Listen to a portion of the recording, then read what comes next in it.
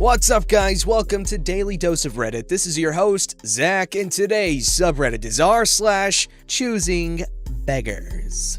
Alright, this story's called The Karenest Karen I've Ever Been Karened By. So, I work at a restaurant bar as a host, my first job for about 2 years. And during that time, I saw my fair share of beggars and Karens. But one instance particularly stands out in my memory. Typical night shift, busy around dinner time and gradually slows down. Around the time that it's starting to get late and the restaurant is slowly becoming quieter. Now, being a host, I never dealt with any of the dine-in customers, only takeouts and phone orders. So this woman comes in the front door with her probably 8 to 9-year-old daughter, and the second she does, I immediately thought, oh God, here we go. As she had the full stereotypical Karen look. The haircut, soccer mom capri pants, expensive sunglasses, the whole shebang. She walked up and, of course, I greeted her with a friendly smile, to which she replied that she was there to pick up a takeout order. I pulled up her order to take her payment, and it was a pretty hefty order, around $150 to $200 if I remember correctly. She tells me she has a coupon, which is usually a lifesaver because it makes the process so much faster. So I take a look at it. It was for something like a free kids meal, but I quickly noticed that the coupon had in a large, bolded red font, dead center on the front, "Dine in only." I hand Karen back her coupon and, as politely as I can, tell her I am unable to accept this coupon since it only applied to dine-in meals. Karen did not like that. Not at all. She proceeded to correct me and tell me that the coupon was, in fact, valid, because I was a 16-year-old working at minimum wage. Obviously, I have no clue what I'm talking about, right?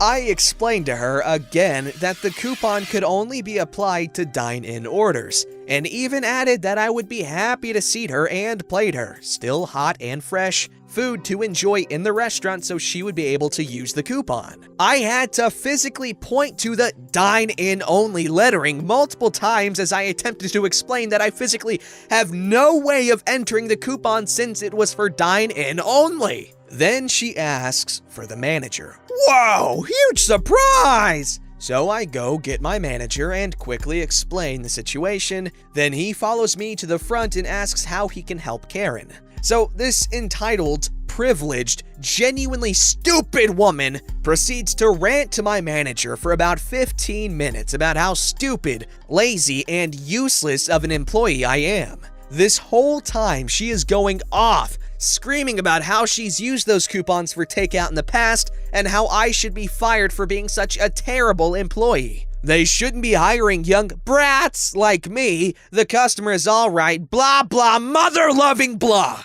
She also mentions multiple times how she has come to the restaurant for years. Therefore, they should make an exception for her. At the end of her rant, my manager, a tall, white, middle-aged man who's usually very trusted by Karens, asks to see the coupon she brought in. He did not hesitate at all to point out the dine-in only print written on the coupon, and proceeds to explain to her the exact same thing I had previously explained to her 16 times. At this point, Karen is so enraged, I can clearly remember seeing smoke shoot out of her nostrils while the vein in her forehead was about to erupt. Finally, and begrudgingly, accepting that the coupon could not be used, she hit us with the, "Fine, I guess I'll just pay for it." Now, it is at this point I will remind you that her bill was fairly large. I'm also going to point out that this was a Boston pizza, which is notorious for overpricing food. So my manager walks away and I tell Karen her total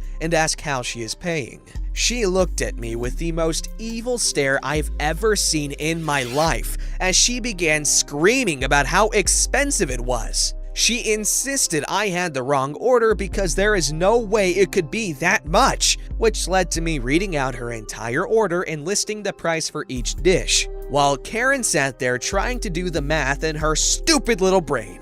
After another 5 minutes or so of haggling with her about the price and getting screamed at the whole time, Karen finally decided she had had enough and screams, "You know what? I don't even want the food anymore! You just lost a customer!" before stomping out. Never have I felt the amount of satisfaction as I did when I waved goodbye to her with the biggest freaking smile on my face. Bonus! I also spent 10 minutes on the phone once with a man who did not understand the concept of, if you are outside the delivery zone, we cannot deliver to you.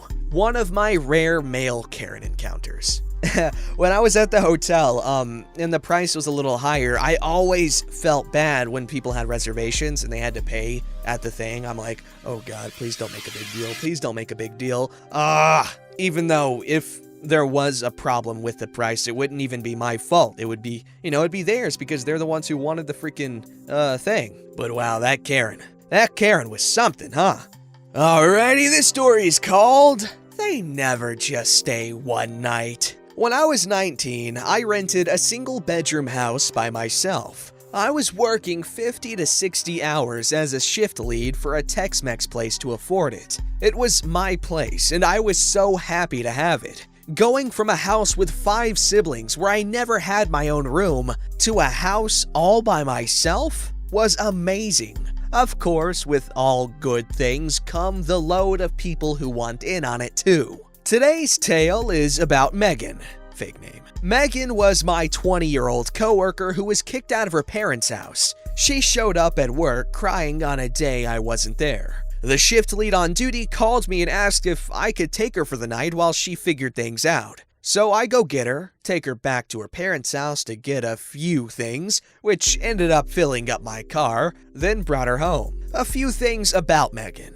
She is both physically and mentally unstable. She's spent a few days in mental institutes and has been hospitalized several times due to what was later diagnosed as lupus. But that diagnosis wasn't until almost a year after she lived with me. So a day or two after she moved in, she gets a call from the person she gave her cat to the year prior. The cat was sick, and the person said Megan needed to either get the cat or they would have to put it down. So we got the cat. It was obviously neglected and covered in fleas. Megan said she would never trust anyone with a cat again. I told her when we brought her home, she would have to live in the garage. I had a cat with FIV, so her immune system is really weak and I didn't want to risk her getting sick. Well, while I was at work, Megan let the cat in and sent me pictures stated, "See, they get along fine." I talked about taking my cat to the vet to make sure she was handling it okay, and every time I brought it up, Megan would say, "Perfect, and you can take my cat too." No, I'm not paying to have your cat looked at. Her cat was a nightmare and peed on everything. After a few weeks, when it was obvious Megan hadn't found her own place, I told her we needed some kind of formal agreement. So we wrote up a month-to-month lease for her. I should have kicked her out, but I'm a pushover. And between her mental and physical health, I felt trapped. She panicked at almost any form of confrontation. I was worried I would kick her out and she would kill herself, which she almost did. I came home one day and all her pills were lined up on the table and she was missing. She was close to doing it, but called the hotline and checked herself into the hospital instead. When she wasn't in the hospital, we had fallen into a routine. She worked mornings, I worked nights. She didn't have a car, so I would get up at 7:30 a.m., wake her up, go defrost the car, come back in to wake her up again, not so nicely the second time, take her to work, go home, go back to sleep, wake up for my 2 p.m. shift, work until midnight, come home, stay up until 2 to 3 a.m. for a moment to myself, wash, rinse, repeat. I was exhausted and felt like I had no life. Taking care of Megan was my life. She, on the other hand, would go out while I was at work, bring God knows how many guys back, hit on guys I brought home. The one time I had a guy spend the night, she tried to crap talk me to him, saying, "You can spend the night because OP will make sure you wake up in the morning. just a heads up, she can be a B-word about it. Like, excuse me? You are a grown-ass woman living on my couch who can't get herself up for work. I'm sorry I'm not gonna hold your hand and help ease you up every morning.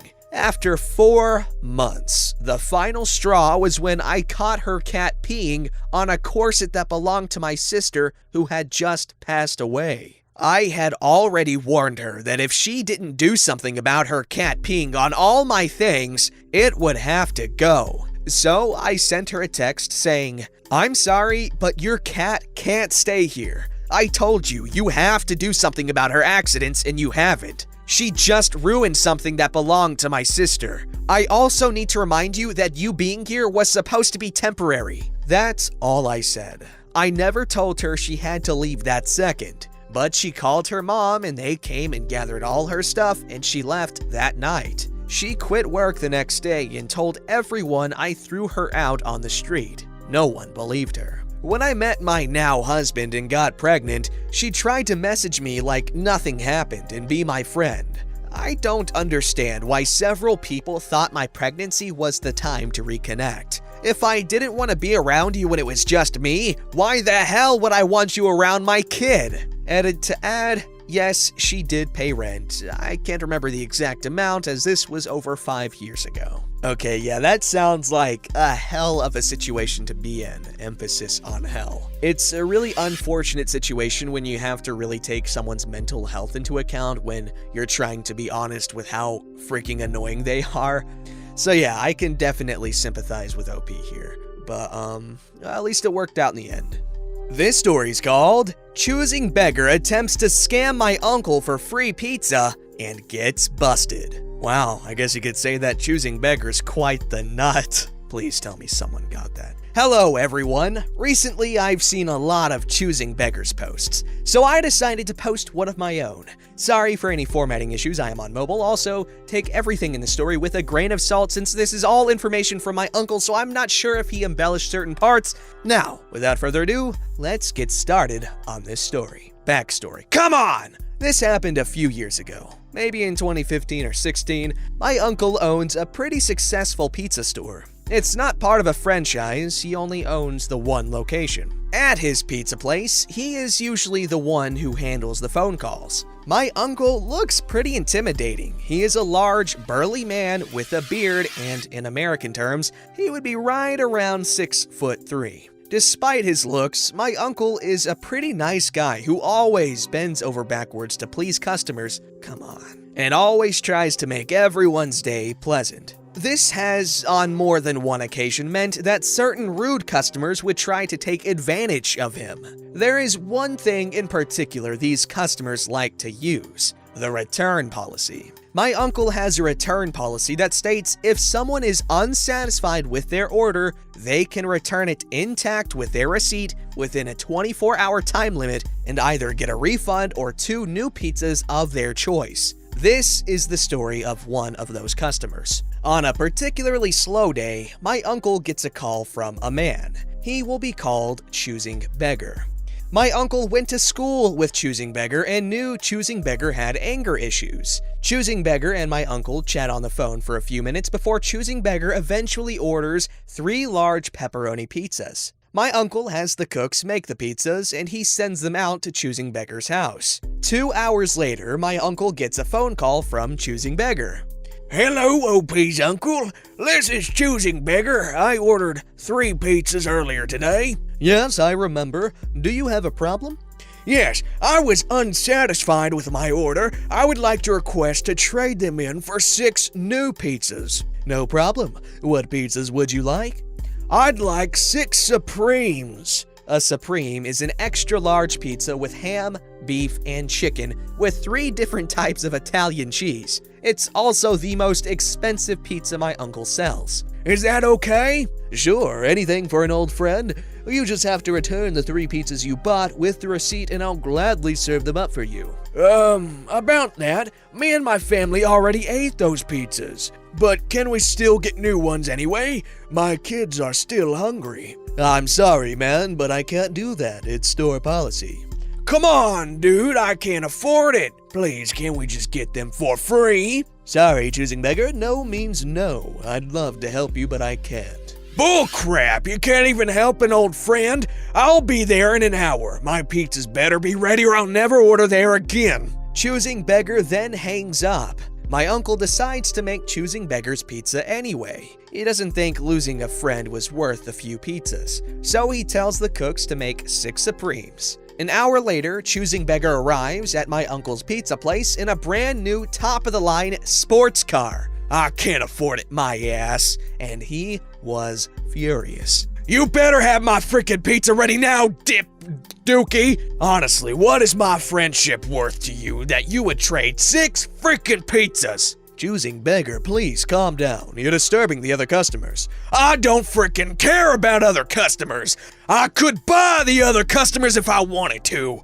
Give me my goddamn pizzas. The customer is always right. ChoosingBeggar then proceeds to freak out because of his anger management issues, starts trashing the tables and chairs. My uncle then gets up from behind the counter and gets up in ChoosingBeggar's face and tells him to sit down and that his pizzas would be ready soon. Since my uncle was a big, burly wall of a man, ChoosingBeggar sits down with a whimper. My uncle already had his pizzas prepared, but after that outburst, he sure as hell wasn't gonna give them to ChoosingBeggar. He called the police and they arrived 10 minutes later. One of them restrained ChoosingBeggar and the other looked over the camera footage with my uncle. ChoosingBeggar was later arrested and my uncle ended up giving the 6 pizzas away to the police officers as a thank you. This whole incident also inspired my uncle to change his return policy. Okay, so, I love how the uncle handled the situation. He was definitely the bigger person,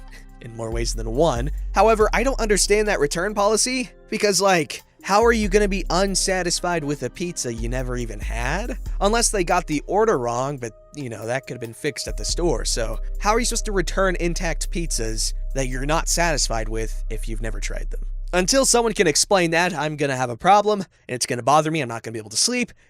But yeah, I appreciate how the uncle handled that. He was very mature there. Alright, this story is called, Actually Called the Cops on Me. I do freelance IT work for people, and that oftentimes requires building a computer. I get a message from someone at the time I thought was a friend asking me to build a computer for him. I help him pick out the parts. It came out to a couple thousand. Told him he could pay up front or he could pay in installments, and got the computer when he's done. We have a verbal contract that he was going to pay up, so I put the machine on a credit card knowing he'd pay. I'd pay off the card and I'd pocket the extra charge for labor and time. A week later, it's set up and he is refusing to pay, saying that since I am not a legit business because I don't have a brick and mortar location, I am not a real business, so he doesn't have to pay. I tell him it's waiting for him to pay, if not I'd sell it to someone else. A couple of hours later, police cars show up and they intend to arrest me for stolen property. I explained the situation, sat them down, and showed them my chat logs with the customer while I offered them coffee. Apparently, he was cited for misuse of 911. I ended up parting out the system to recoup the costs. Oftentimes, that can happen when you try to help someone out, but that shouldn't stop you from doing it anyway. It builds character, but also just be careful. Be careful. Alrighty, thank you guys for watching. Make sure you check out Daily Dose of Memes because that's a cool channel. We put a lot of work into those videos, so please enjoy them, watch them, like them, all that jazz. I don't know why I said that in that order, but I don't care because you get the message. And the message is subscribe to Daily Dose of Memes and this channel, but you'll also hear that in the outro. Don't forget to like, subscribe, and hit that bell to never miss an episode.